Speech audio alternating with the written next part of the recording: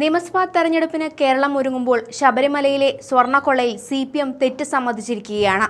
ശബരിമല സ്വർണ്ണക്കൊള്ളക്കേസ് പ്രതിയും ദേവസ്വം ബോർഡ് മുൻ പ്രസിഡന്റും CPM നേതാവുമായ A. പത്മകുമാറിനെ ഔദ്യോഗിക വാട്സ്ആപ്പ് ഗ്രൂപ്പിൽ നിന്ന് പുറത്താക്കിയിരിക്കുന്നു.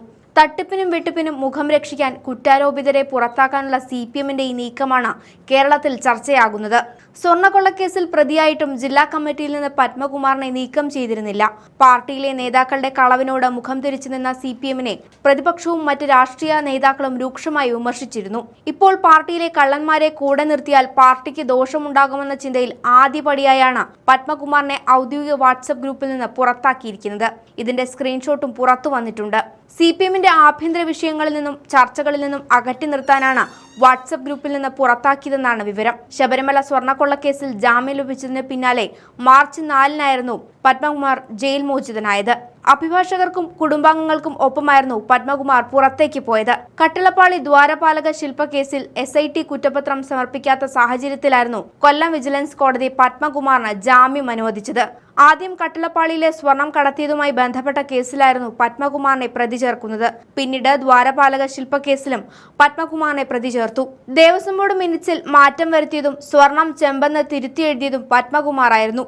SITയുടെ അന്വേഷണത്തിലാണ് ഇക്കാര്യം കണ്ടെത്തിയത്. സ്വർണ്ണക്കൊള്ള പത്മകുമാറിന്റെ അറിവോടെയാണെന്നും SIT കണ്ടെത്തിയിരുന്നു. പാർട്ടിയുടെ നേതൃസ്ഥാനത്തിരുന്ന വിശ്വാസികളെ പറ്റിക്കുന്ന പരിപാടിയാണ് പത്മകുമാർ ചെയ്തത്. കേസിലെ കണ്ടെത്തലിന്റെ അടിസ്ഥാനത്തിൽ 2025 നവംബർ 20-നായിരുന്നു പത്മകുമാറിനെ SIT അറസ്റ്റ് ചെയ്തത്. ജാമ്യം കിട്ടി ജയിലിൽ നിന്നിറങ്ങിയ പശ്ചാത്തലത്തിലാണ് വാട്സ്ആപ്പ് ഗ്രൂപ്പിൽ നിന്ന് നീക്കിയതെന്നാണ് വിവരം.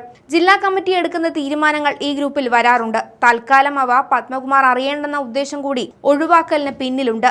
ജില്ലാ കമ്മിറ്റി അംഗമായി തുടരുന്ന അദ്ദേഹം കമ്മിറ്റി യോഗങ്ങളിൽ പങ്കെടുക്കാനെത്തിയാൽ അത് പാർട്ടിക്ക് വലിയ തിരിച്ചടി ഉണ്ടാക്കുമെന്ന വിലയിരുത്തലുമുണ്ട്.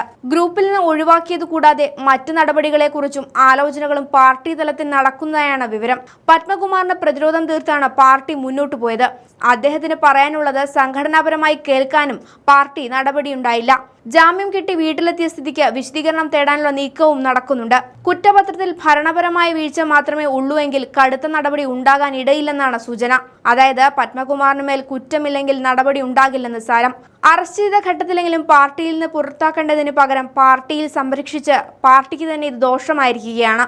CPM ഇപ്പോൾ ഭയപ്പെടുന്നത് പ്രതിപക്ഷത്തെയാണ്. 90 ദിവസം ജയിലിൽ കഴിഞ്ഞ ഒരാളെ ഇപ്പോഴും ജില്ലാ കമ്മിറ്റിയിൽ തുടരാൻ അനുവദിക്കുന്നതിനെതിരെ കോൺഗ്രസ് രംഗത്തുണ്ട്. വിശദീകരണത്തിന്റെ അടിസ്ഥാനത്തിലായിരിക്കും ജില്ലാ കമ്മിറ്റിയിൽ നിന്ന് ഒഴിവാക്കണോ എന്ന കാര്യത്തിൽ തീരുമാനമുണ്ടാവുക. മുഖം രക്ഷിക്കാൻ പാർട്ടിയിൽ നിന്ന് പുറത്താക്കിയാലും CPM വിശ്വാസികളെ തെറ്റിദ്ധരിപ്പിച്ച് നടത്തിയ സ്വർണ്ണക്കൊള്ളയെ കേരളം ഒരിക്കലും മറക്കില്ല. നിയമസഭാ തെരഞ്ഞെടുപ്പ് വരാനിരിക്കെ CPMന്റെ ഇത്തരം കുതന്ത്രങ്ങൾ പാർട്ടിയെ രക്ഷിക്കില്ലെന്ന് ഉറപ്പാണ്.